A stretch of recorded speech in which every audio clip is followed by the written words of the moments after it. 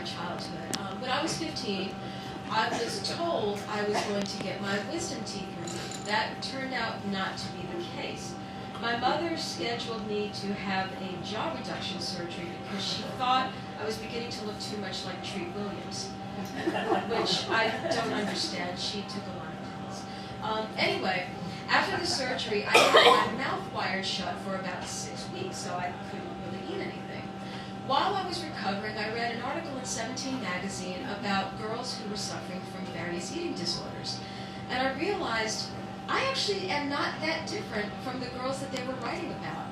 You see, my mouth was wired shut physically, so that I was talking like this and I couldn't get any food in my mouth.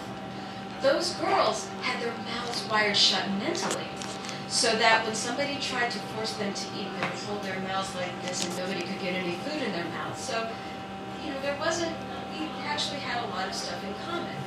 Now the difference is, after 6 weeks, the wires came off of my mouth and I was able to eat again, and those girls went at least twice as long without eating. But for those 6 weeks, I and the girls in that 17 magazine article were walking the same path to the size 0 clothing aisle. Too soon. Anyway, here's a poem about that time when I was in solidarity with girls with eating disorders.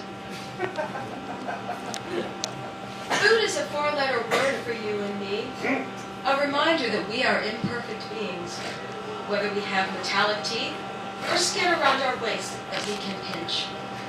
Like those ancient monks who fasted, we are seeking enlightenment, and may soon be enlightened enough to fit into tighter clothing. We're not so different, you and me. We are starving sisters, hungry honeys, sunken-cheeked sasquatches, fainting femmes, malnourished mavens. And though I will one day eat, the next time I'm in the emergency room and I see you rushed in and hooked up to an IV, I will remember our time together and put down my crackers in tribute. Thank you.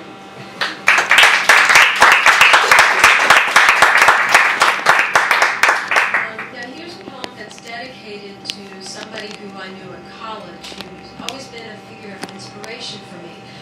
His name was Donald. He lived in my dormitory.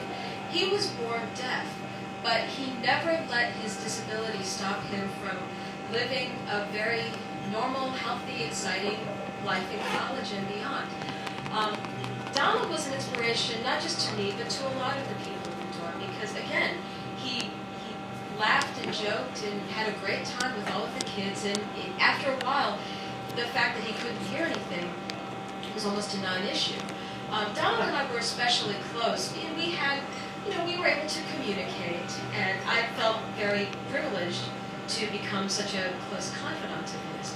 And so I wrote this poem in the language that I know Donald would understand, and it might be a little cryptic, but I think if you follow, you'll understand exactly what I'm saying.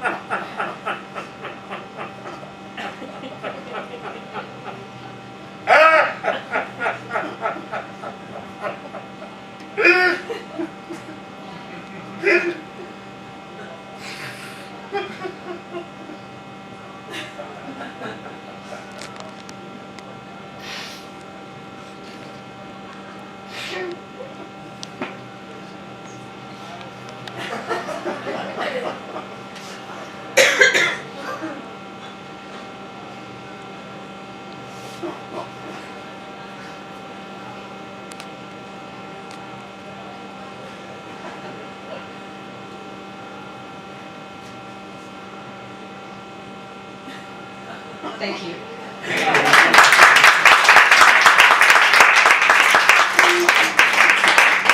I'm so glad you understood. I thought I would need an interpreter. Okay, now this last, it's actually not a poem that I'm going to close with. It's what I call the commercial that will never be. You see, I recently met up with some people who are volunteering for a presidential campaign. And when I told them that I was a writer, they asked me to participate and to write a commercial. And I worked with them, and I think we came up with something pretty amazing. My version was slightly longer and a little more nuanced than what they wanted, but once we cut about 29 minutes from it, I was a little worried that it would simplify this candidate's message, but I think we tweaked it, and I think it came across really well. Unfortunately, this candidate dropped out of the race before we could produce the commercial. And so the only place it exists now is on this piece of paper. But I really liked it. I was really proud of it. So I decided I would try to bring it to life somehow. And if you want, you can close your eyes and imagine what the commercial would look like. And I'll try to orate it in the way I think the commercial would have gone. So here is the campaign commercial that unfortunately will never air. At least not this time around. 9/11, 9/11. 9/11, 9/11, 9/11. 9/11, 9/11. 9/11, 9/11. 9/11, 9/11, 9/11. 9/11, 9/11, 9/11, 9/11, 9/11. 9/11, 9/11. 9/11, 9/11. 9/11, 9/11. 9/11. 9/11, 9/11, 9/11, 9/11. Rudy Giuliani. 9/11, 9/11. Paid for by Rudy Giuliani and 9/11. Thank you. Thank you.